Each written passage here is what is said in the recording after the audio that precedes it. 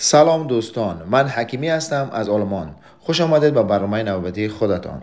دوستان عزیز، در سال نو ما سفرهایی داشتیم که از آلمان شروع شد و اینک یکی از شهرهای خوب و زیبا و دیدنی این دولت شهری دورتموند باشد. شهر دورتموند در غرب دولت آلمان جایگیر شده است و در داخل این شهر 12 ناحیه دیگر نیز موجود است و اهالیش باشد تقریبا دوستان عزیز 650 تا 700 هزار نفر تشکیل می دهد و با ناحیه های گید و اطرافش باشد و قریب تقریبا به 10 میلیون نفر برابر است.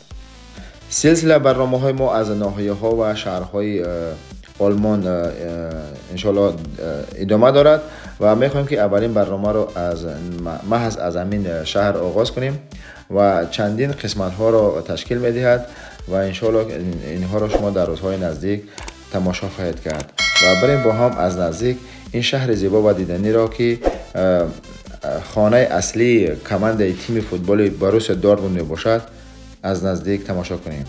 رفتیم. با نام خداوند دکتر. سلام دوستان عزیز، یک بار دیگه این ما فعلا قرار داریم در آلمان، در یکی از شهرهای بگیم با نفوذ یا پرجمعیت آلمان، شهر دورتموند.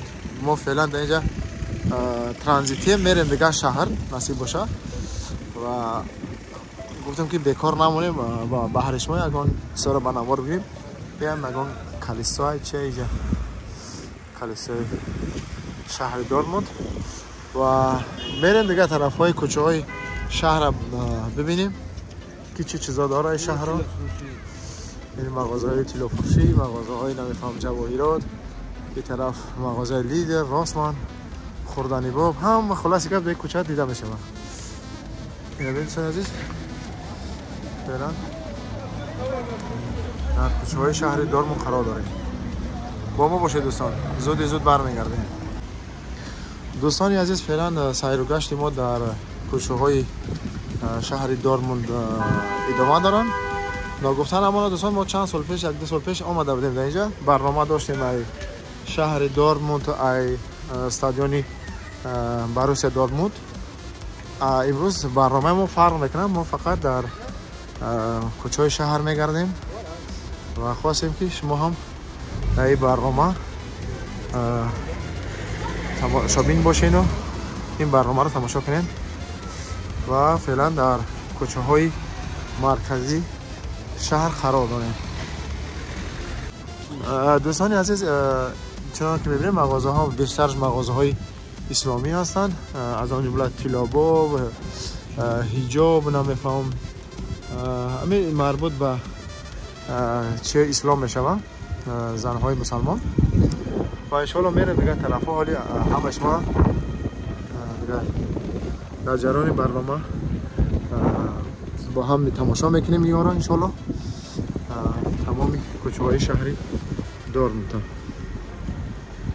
دوستان عزیز، ما فعلا قرار داریم بازم در کوچه های شهر دورتموند و میریم طرف این مرکز نبوده دوستان، این یک کوچه هایی که با مرکز پیوست میشوند. این هم کوچه بوده است، چون پیشتر گفتم کوچه های مغازه های بیشتری اسلامی هستند. در اینجا میتونید کتاب های اسلامی، لباس های اسلامی، جواهرات، نمیفهم طلاواری، نقره‌واری، هم چیزا را همه کوچه ها بیشتر پیدا کردن ممکن است و اکثرت اینجا همش چه اسلامی دارن و اینجا رستوران ها و میتونین که پسوده هایی که از طرف دبی و عربستان اینجا میان این مغازه بیا خرید کنین برای خانواده. خیلی زیبا هم هست و اینجا مغازه های طلاواری دیگه. هنوز هم سفرهای و گشت و گذار ما در کوچه های دورتموند ادامه دارن. این هم دیگه کوچه هاش، این هم یک خیابان های دیگرش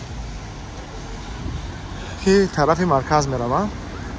این طرف هم چیزای ترکی، کبابای ترکی. فعلا هوا در شهر دورتموند بارانی است، خیلی باران زایس هست، یکی گرمه، خنک نیست، بارانی او هست، یکی خنک نیست، گرمه. ببین دوستان عزیز، این هم دیگه کوچه های شهر.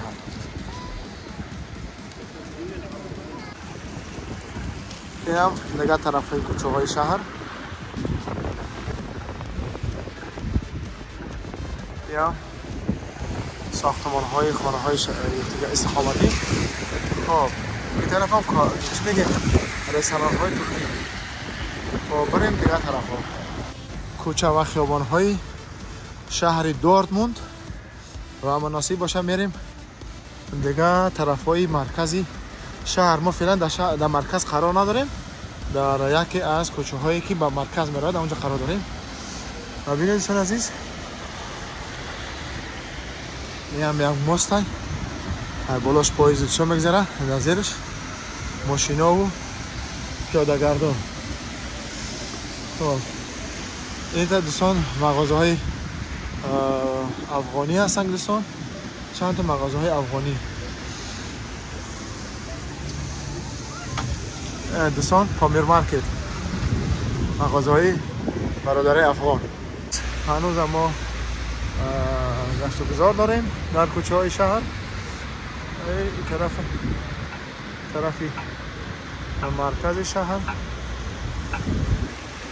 و این طرف هم دیگه کوچه ها و دیگه سمت های شهر می روند. نگیم دوستان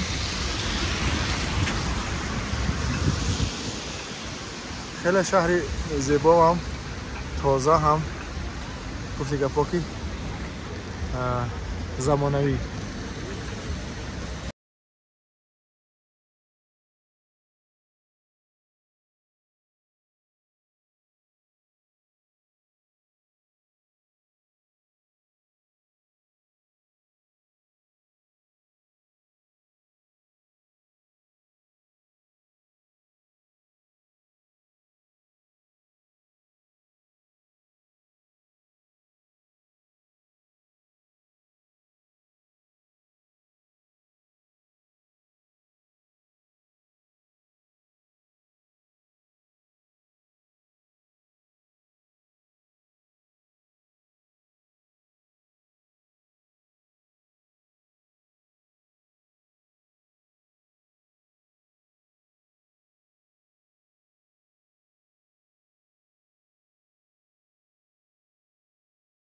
عزیز این هم که از ساختمان های بلندترین نه اگه بلندترین کنه شاید یکی از بلندترین های شهر دورتموند باشه دیگه. این با فکر میگن بیزنس سنتر و این کوچه را ببینید دوستان خیلی هم کوچه زیبا و دیدنی.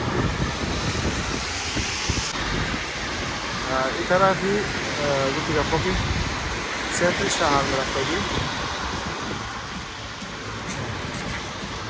باید باشه. در برنامه های چند سال پیش اجاره ما تمام شد بنوار گرفته بودم و خواستم که ببینیم بعد 2 سال چه تغییرات اومده است در این کوچه ها.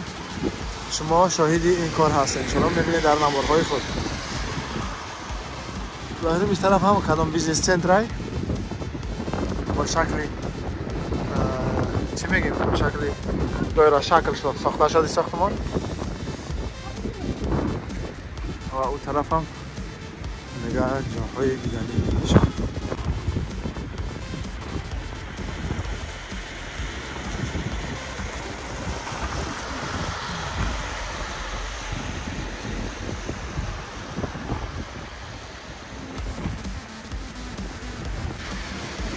دوستان عزیز تاکسی های شهر دورتموند با رنگ های کرموی اینجا منتظری مشتری ها یا که چی هستن مسافران.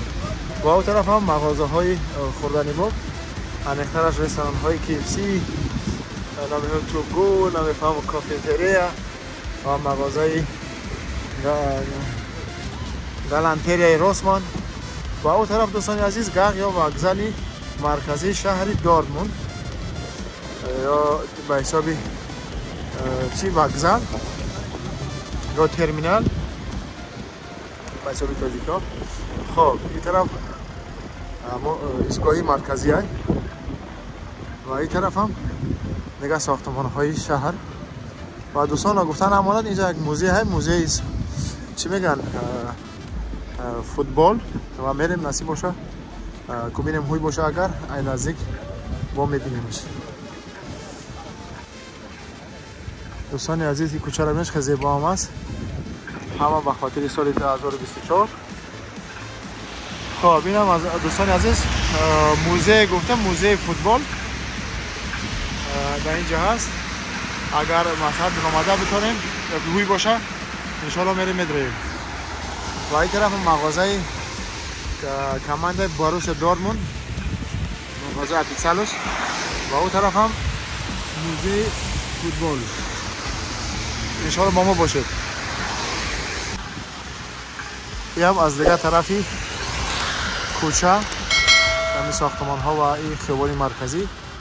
این دوستان از این خیلی زیبا هم هست.